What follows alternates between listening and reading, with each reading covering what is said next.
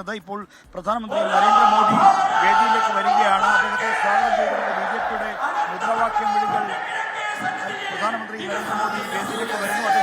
അദ്ദേഹത്തിന്റെ സഹപ്രവർത്തകരായ നേതാക്കന്മാരെ കൈകൊണ്ടുകൊണ്ട് വേദിയിലേക്ക് വരുന്നതാണ് കാണുന്നത്. കെ സുരേന്ദ്രൻ,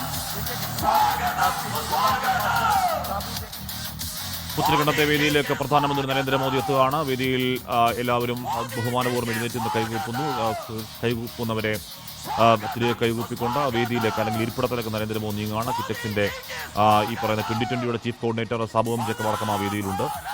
ഇന്നലെയാണ് വളരെ സർപ്രൈസിംഗ് ആയി, നേരത്തെയും ചില ചർച്ചകളുണ്ട് എന്ന് കേൾക്കുന്നുണ്ടായിരുന്നെങ്കിലും ഈ 2020 NDAയിലേക്ക് സ്വാഗതം ചെയ്തുകൊണ്ടുള്ള തീരുമാനമൊക്കെ ഉണ്ടായത് ഇന്നലെയാണ്. കുമ്മനം രാജശേഖരൻ അടക്കം, രാജീവ് ചന്ദ്രശേഖർ അടക്കം, കെ സുരേന്ദ്രൻ അടക്കം, ബി.ജെ.പിയുടെ മുൻ സംസ്ഥാന അധ്യക്ഷന്മാർ, വി മുരളീധരൻ, ബി.ജെ.പിയുടെ കേന്ദ്രമന്ത്രി ജോർജ് കുര്യൻ, അങ്ങനെ ബി.ജെ.പിയുടെ കേരളത്തിലെ ഏറ്റവും പ്രധാനപ്പെട്ട എല്ലാ നേതാക്കളും ആ വേദിയിലുണ്ട്. അതിനോടൊപ്പം തന്നെ സാബു ജേക്കബും ആ വേദിയിലുണ്ട്. ഈ വേദിയിൽ നേരത്തെ നമ്മൾ കണ്ട വേദിയിൽ നിന്ന് വ്യത്യസ്തമായി രാഷ്ട്രീയം സംസാരിക്കാൻ പോകുന്നു പ്രധാനമന്ത്രി നരേന്ദ്രമോദി. ആ രാഷ്ട്രീയം സംസാരിക്കുകയെന്ന് വെച്ചാൽ വരാൻ പോകുന്ന തെരഞ്ഞെടുപ്പിൽ ബി.ജെ.പിക്ക് എത്രത്തോളം പ്രതീക്ഷയുണ്ടെന്നും ആ പ്രതീക്ഷയിലേക്ക്, ആ റോഡ് മാപ്പിലേക്ക് എത്താൻ എന്തൊക്കെ പ്രവർത്തകരും എന്തൊക്കെ ജനപ്രതിനിധികളും ചെയ്യേണ്ടതുണ്ട് എന്നുള്ള ആഹ്വാനമൊക്കെയാകും. ഉറപ്പായും ഈ തെരഞ്ഞെടുപ്പിൽ വിശ്വ നേതാക്കളിൽ ഏറ്റവും ജനപ്രിയനായ, ശക്തരായ ഭരണാധികാരികളിൽ ഏറ്റവും അഗ്രഗണ്യനായിട്ടുള്ള നമ്മുടെ ആദരണീയനായ പ്രധാനമന്ത്രി ശ്രീ നരേന്ദ്രമോദിജി ഇപ്പോൾ നമ്മോടൊപ്പം ഈ വേദിയിലുണ്ട്.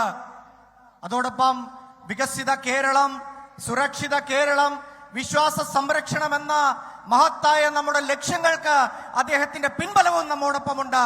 അതുകൊണ്ട് അതിനാൽ സ്നേഹാദരവോടുകൂടി അദ്ദേഹത്തെ നമുക്ക് സ്വാഗതം ചെയ്യാം.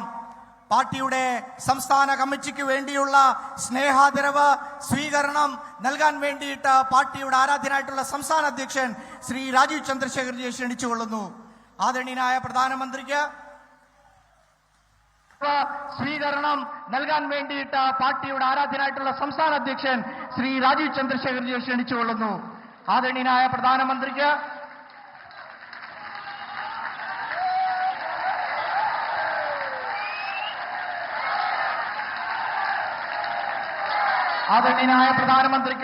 അയ്യപ്പ വിഗ്രഹം നൽകിക്കൊണ്ട് നമ്മുടെ ആദരവ് ശ്രീ രാജീവ് ചന്ദ്രശേഖർജി അദ്ദേഹത്തിന് നൽകുകയാണ്.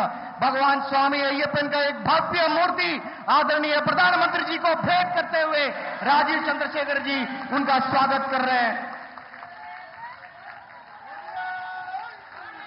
എൻഡിഎയുടെ ആദരവ് നൽകുന്നത് എൻഡിഎ കൺവീനർ ശ്രീമാൻ തുഷാർ വെള്ളാപ്പള്ളിയാണ്. അദ്ദേഹം ആദര സൂചകമായി ധർമ്മശാസ്താവിന്റെ മറ്റൊരു വിഗ്രഹമാണ് നൽകുന്നത്. മഹിഷി നികരനായിട്ടുള്ള അയ്യപ്പന്റെ വിഗ്രഹം നൽകിക്കൊണ്ടാണ് അദ്ദേഹത്തിനെ സ്വീകരിക്കുന്നത്. ये जो सुंदर शिल्प है, महिषासुर की बहन महिषी का वध करते हुए स्वामी अय्यप्पन का सुंदर शिल्प, ये अधर्म पर धर्म की जीत का प्रतीक है.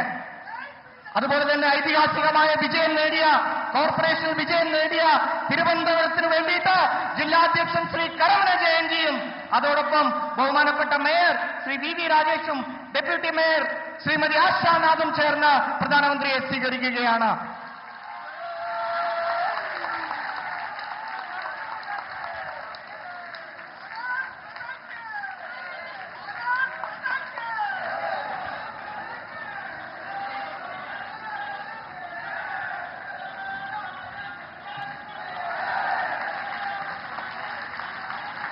നമുക്കറിയാം, ഐതിഹാസികമായ വിജയം നേടിയ തിരുവനന്തപുരത്തിന് വേണ്ടിയിട്ട് ജില്ലാധ്യക്ഷൻ നൽകിയത് അദ്ദേഹത്തിന്റെ ഒരു ഷോൾ അണിയിച്ചു.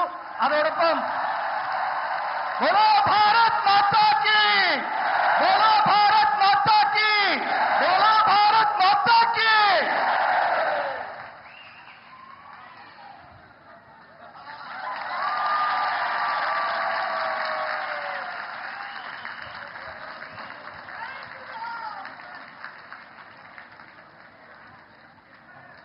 സുദീർഘമായ 4 പതിറ്റാണ്ടിന്റെ ചരിത്രമുണ്ട്. ബി.ജെ.പി വേദിയിൽ മേയർ വി രാജേഷിനെ ആലിംഗനം ചെയ്തുകൊണ്ട് അഭിനന്ദിക്കുന്ന പ്രധാനമന്ത്രി നരേന്ദ്രമോദിയെ കണ്ടു. അവിടെ ജനപ്രതിനിധികളും പ്രവർത്തകരും അടക്കമുള്ളവർ, 4 ലക്ഷത്തോളം പ്രവർത്തകർ നരേന്ദ്രമോദി പ്രധാനമന്ത്രി പറയുന്ന വാക്കുകൾ കേൾക്കാൻ കാത്തിരിക്കുന്നുണ്ട്. അവിടെ ശബരിമലയിലെ അയ്യപ്പന്റെ വിഗ്രഹം കൊടുത്തുകൊണ്ടാണ്, അയ്യപ്പന്റെ ശില്പം കൊടുത്തുകൊണ്ടാണ് പ്രധാനമന്ത്രി നരേന്ദ്രമോദിയെ സ്വീകരിച്ചത്. ഏതു നിലയ്ക്കാകും പ്രധാനമന്ത്രിയുടെ പ്രസംഗം എന്നൊക്കെയുള്ള ചില സൂചനകൾ അത് കേവലം ഒരു ഉപഹാര സമർപ്പണം മാത്രമല്ല. ശബരിമല ഒരു പ്രധാന രാഷ്ട്രീയ വിഷയമായിരിക്കുന്ന പശ്ചാത്തലത്തിൽ, ശബരിമല സ്വർണ്ണക്കുള്ള പ്രധാന ചർച്ചാ വിഷയമായിരിക്കുന്ന പശ്ചാത്തലത്തിൽ ഏത് രീതിയിലാകും പ്രധാനമന്ത്രി നരേന്ദ്രമോദി അതിൽ നടത്താൻ പോകുന്ന രാഷ്ട്രീയ പ്രതികരണങ്ങൾ എന്ന കാര്യത്തിൽ തർക്കം വേണ്ട. അതുണ്ടാകും എന്ന കാര്യത്തിലും തർക്കം വേണ്ട. അതത് കാലത്തെ രാഷ്ട്രീയ വിഷയങ്ങളെക്കുറിച്ച് അതത് കാലത്ത് വരുന്ന പ്രധാനമന്ത്രി അമിത്ഷായൊക്കെ വലിയ തോതിൽ പറയാറുണ്ട്, കേരളത്തിൽ വന്ന് രാഷ്ട്രീയം പറയാറുണ്ട്. അത്തരത്തിൽ ഇതൊരു രാഷ്ട്രീയ വേദിയാണ്. My dear friends and leaders, first of all, I would like to express my sincere thanks to Honorable Prime Minister Narendra Modi and the BJP state and the central team for giving me an opportunity to serve as a mayor in the city in the coming years. Dear Modi, during the election campaigning, our slogan was Vikasit Bharatam. The developmental activities which is going on in our country for the last 11 years, under your effective and able leadership motivated us to raise the slogans, and the people of Trivandrum totally accepted, and this is behind the reason for this glorious victory.